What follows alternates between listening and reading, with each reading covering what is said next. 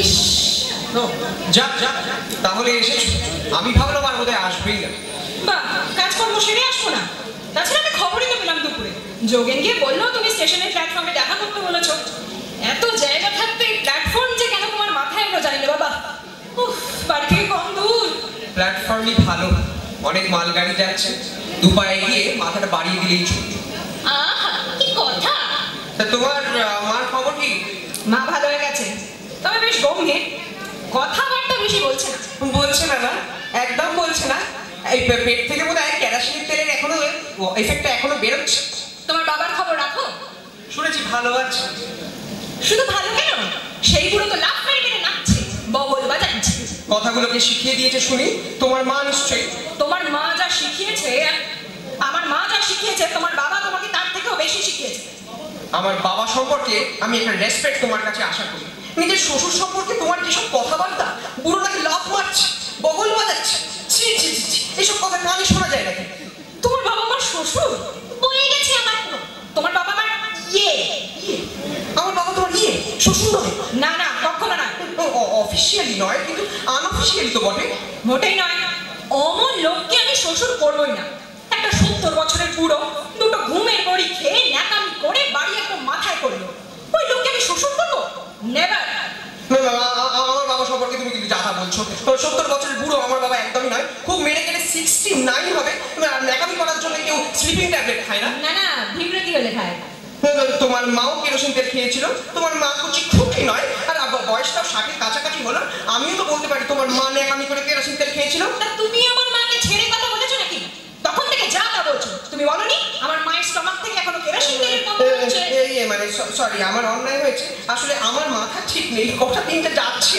কিন্তু তুমি এটা বুঝে দেখো, তোমার মা যদি আগে কেরোসিন তেল না খেত, আমার বাবা স্লিপিং ট্যাবলেট খেত না। তাই এই কেলেঙ্কারি শুরু তোমার মা করেছে, আমার বাবা নয়। আরে আমার মা কেরোসিন তেল খেয়েছে তোমার বাবার জন্য। তোমার বাবা ওই দোতলার খোলা বারান্দায় এসে আমার মাকে শুনিয়ে শুনে রোজ গালাগাল দিত, বলতো ছেলে চোর, ডাইনি, সর্বনাশী। আমার মার নাকি জিভ লক লক করছে মা কালীর মতন। এসব কথা শুনলে কার মাথা ঠিক থাকে? হ্যাঁ গো, আমার মা ছেলে চোর। আচ্ছা তুমি কোন রাজপুত্র হে? তোমাদের ওই ঘ্যার ঘ্যারি দেড়খানা বাড়ি আর তোমার ওই ব্যাংকের চাকরি আর বিকম পাস, এর জন্য আমার মা তোমাকে নাকি চুরি করে নেবে? তোমার মতো রাজপুত্র না কলকাতা শহরে গড়াগড়ি দিচ্ছে। হ্যাঁ, বেশি কথা। তাহলে আর আমি যখন রাজপুত্র নই, তখন এখানে একটা শেষ হয়ে যাক। হ্যাঁ, হয়ে যাক। 21টা বছর আমার নষ্ট হলো, সিম্পলি ওয়েস্ট। ওয়েস্ট? 21টা? কেন, তোমার 5-6 বছর থেকে ধরছি, আজ আমার 26। তা তুমি তোমার খুশির মতো ধরবে নাকি? আমার যখন 5-6 বছর তখন আমি এখানে থাকতাম, মায়ের সঙ্গে মামার বাড়ি কখনো কখনো আসতাম। আমি এখানে রয়েছি পাকাপাকি ভাবে ওই 14-15 বছর থেকে। তাহলে 21 থেকে 10, 11 বছর সম্পর্ক বলতে পারো ম্যাক্সিমাম। হিসেবটাকে তুমি আরো ছোট করতেই পারো, কিন্তু আমি পারি না। মেয়েরা বরাবর কৃপণ, আমি তোমার মতন কিপটে হতে পারবো না। আর ছেলেরা সব হিসেবকে টেনে টেনে বাড়াতে পারে। হ্যাঁ, পিলকে তাল করছে। তোমার মতন হিসেব বাড়ানো আমার পক্ষে সম্ভব নয়। পেরো না? ব্যাস 11 বছর ম্যাক্সিমাম। ওকে, এই 11 বছরের রিলেশন তাহলে আজ শেষ হোক। আমার কোনো আপত্তি নেই। জানি আমি তো রাজপুত্র নই, পেটে পাটকুল চেহারা, ব্যাংকের কেরানি, বিকম। আর তুমি তো রাজকন্যে, হাঁটলে পরে পায়ের নখ থেকে একবারে এই যে বেশি টিপ্পনি যদি কেটেছো, বেশি কথা যদি বলেছো, তোমাকে না একেবারে শেষ করে দেব। না, আমি তো অন্যায় কিছু বলিনি। অন্যায় বলেছো? অন্যায় বলনি? না, আমি একবার ন্যায় কথা বলেছি। বেশ, তাহলে আমি চলি। না, তো তোমায় যেতে বলিনি। বসলে না কামি করছো কেন? তোমার সঙ্গে একটা কথা ছিল। কি বলো? দাঁড়িয়ে কি কথা হয় বলো? বসো। বসেই তো আছি, তুমি একটু চা বানা কত। আরে এখানে চাগলা কোথায় পাবো আমি? আরে ওই তো ওই প্ল্যাটফর্মের ওদিকটায় আছে, দেখো না। আচ্ছা, এই চা শুনছে না? বাতাসে বহিছে প্রেম, নয়নে লাগিল নেশা, কারা যে ডাকিল পিছে বসন্ত এসে গেছে। বসন্ত? এই বৈশাখের সন্ধ্যেবেলায় বসন্ত এসে গেছে? কি সাংঘাতিক ব্যাপার রে বাবা। তোমার এত ফুর্তি পাচ্ছ কোথায় তুমি এমন? আমি কিছু বুঝতে পারছি না তোমার এই ফুর্তি। একটা সিগারেট দাও। সিগারেট চাইছি। আরে ফুর্তি দেখাবো নাকি? তোমার যতই ফুর্তি হোক, আমার হচ্ছে না। আমি মরে আছি। কি হলো? কেন হচ্ছে সব তোমার? কেন? তোমার মা মানে পিসিমা খেলো কেরাসিন তেল, আমার বাবা খেলো স্লিপিং ট্যাবলেট, পাড়ায় একটা লজ্জায় আমার মাথা কাটা যাচ্ছে। পাড়া দিয়ে মুখ দেখাবো কেমন করে বলো দেখি? আমি তো দিব্যি দেখাচ্ছি। তোমার তো দোকান কাটিয়ে মানে তোমার তো প্রচন্ড সাহস। তাছাড়া তুমি মেয়ে যাবেই বা কোথায়? আমার মতো তো বাড়ি ছেড়ে বন্ধুদের মেসে গিয়ে উঠতে পারবে না। তুমি থাকছো কেন? কে বলেছে তোমাদের বলা বলির দরকার নেই, যা কেচ্ছা হয়ে গেল। এরপর কোন ভদ্রলোক বাড়িতে থাকতে পারে বলো? আমার দাদাটা তো আমাকে গিলে খাচ্ছে, বৌদি মুখ পেকিয়ে ঠোঁট পেকিয়ে বসে আছে, সমস্ত কেলেঙ্কারিটা আমাদের নিয়ে। বিয়ে করবো আমরা, প্রেম করবো আমরা, এটা আমাদের বিজনেস। তোমাদের কি হে? তোমার মা মানে পিসিমা রাগ করে কেরাসিন তেল খাওয়াই বা কেন? আর আমার বাবার স্লিপিং ট্যাবলেট দিলে মরতে যাওয়াই বা কেন? লোকে বলে না ওই বুড়ো বয়সে ভীমরতি হয়, আমার বাবারও তাই হয়েছে। এমনিতে তো গলাবাজি করে সংসার কাঁপিয়ে রেখেছে, তারপরে যে জবরদস্তি মরে যেতে ইচ্ছা করছে মাই। সত্যি না? তুমি পারো। হেসো না, এটা হাসির ব্যাপার নয়। আমার বাবা একটা ওয়ান্ডার। ছেলেকে জব্দ করতে কোন বাপ ঘুমের ওষুধ খায় শুনেছো? বাবা, তোমার কথা আমি নিতে পারছি না বাবা গো। আরে তোমায় জব্দ করতে নয় গো, আমার মাকে জব্দ করতে। পিসিমাকে জব্দ করতে তোমার হতে পারে, তবে ওটা সেকেন্ডারি, আমারটাই প্রাইমারি বলে দিচ্ছি। তুমি ঘোড়ার ডিম বুঝেছো, ওসব তোমার কোনো ব্যাপারই নেই।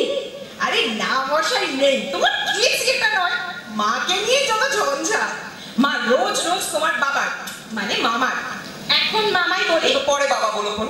উফ, মামার হম্বি তম্বি গালিগালা স্তরপানি শুনতে শুনতে মনে দুঃখে কেরোসিন খেলো। পুরো বোতল খাইনি, 8 বোতল কি সিকি বোতল হতে পারে বলছো? আরে আজকালকার কেরোসিন তেলে যা জল, কতটুকুই আর পেটে গেছে। তাও বটে, কিন্তু পিসিমা তেল খেয়েছে শুনেই বাবার ঘুমের বড়ি খাবার জেদ চেপে উঠে বলছো? এটা সাংঘাতিক ব্যাপার। তার বলতে তুমি কেরোসিন তেল খেয়ে আমাকে জব্দ করবে ভাবছো? তারাও না, আমি ঘুমের ওষুধ খাবো এই আর কি। তবে আমার একটা ডাউট আছে। কি হলো? বাবা মাত্র দুটো ঘুমের বড়ি খেয়ে ইয়ে হবে কেমন করে ভাবলো? আর আমার ঘুমের ওষুধ পেলোই বা কোথায়? ঘুমের ওষুধ না, ওই সোডার ট্যাবলেট খেয়েছে, দেখতে যাও। ক্যাটকে কে দেখতে যাচ্ছে এখন? বাবার এই ছেলে মানুষের কোনো মানে হয় না। সমস্ত বাড়িতে একটা রই পরিয়ে দিল। পাড়াময় রটে গেল জনার্দন বাবু ঘুমের ওষুধ খেয়ে মরতে গিয়েছিল। একেবারে স্ক্যান্ডেল, একেবারে স্ক্যান্ডেল। মাটিও সেই রকম, তোমার বাবার মতন অতটা নয় যদিও। দুজনেরই যে রাজনীতি কেন আমি বুঝতে পারি না। কে কাকে জব্দ করবে তার প্রতিদ্বন্দ্বিতা করছে নাকি? তুমি একেবারে কাজ করো। আমি কাজ কিছু বোঝো না। কি বুঝবো আবার কি? এর কিছু বোঝা যায় না। আরে যাই মশাই যা। কি যায় রে? বলো দেখি। তোমার বাবা লোকটি হ্যাঁ। আমার মার সঙ্গে যৌবন বয়সে খুব প্রেম করতো। প্রেম মানে বাবার কথায় প্রণয়? আরে আছে প্রণয়, পাশাপাশি বাড়ির ছেলে মেয়ে, এর বয়স থেকেই প্রণয় আর কি। যা এসব কথা কানেও চলা যায়। আরে মোটেই যা জানা। তোমার বাবা একটা কোনো সাহসই নেই, কিন্তু দর্প। মার বিয়ে হয়ে গেল, তোমার বাবা আর কোনো ক্ষমতা হলো না। মার ওপর রাগ নিয়ে সেই সারা জীবন বসে রইলো, তার জের এখনই চলছে। আমার বাবা তোমার মার সঙ্গে প্রেম করতো কে বলেছে শুনি? দেখেছি। তুমি দেখেছো? আরে হ্যাঁ মশাই দেখেছি। তোমার বাবার দেওয়া একটা বই মা এখনো যত্ন করে রেখে দিয়েছে। তাতে কি লেখা আছে জানো? বল দেখি। লেখা আছে আমার আদরের ধন লক্ষ্মীমণিকে। সারা এই কেস কি বই মাইরি? চরিত্রহীন। বাবা এই বইয়ের কথা তো তুমি আগে বলনি আমায়। আমি চাই আগে দেখেছি না, মা কোথায় লুকিয়ে রাখতো কে জানে।